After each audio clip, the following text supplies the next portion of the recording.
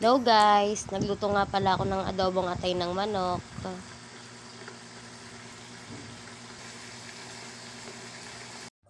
Nagisa na nga rin po pala ako ng bawang dyan. At sinunod ko na rin po itong sibuyas at sili.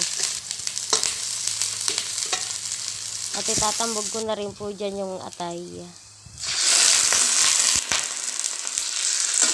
Hahaluin ko lang po at tatakpan ko rin po.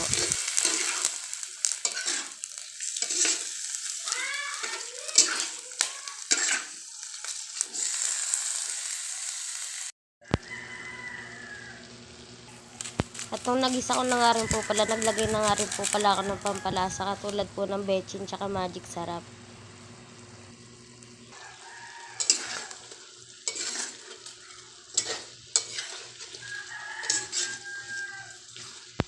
At ayan, naluin ko lang po saglit. At nilagyan ko nga rin po pala dyan ng asukal kasi gusto ko po sa adobong atay yung medyo po matamis na maanghang.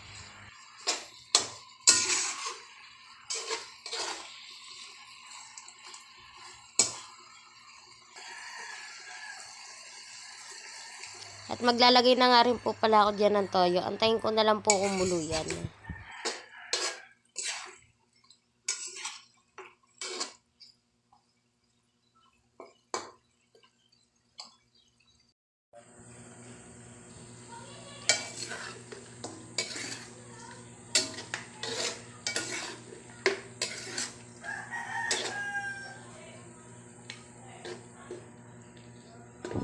At nung kumulo na nga rin po pala yung toyo, nilagyan ko na rin po ng suka.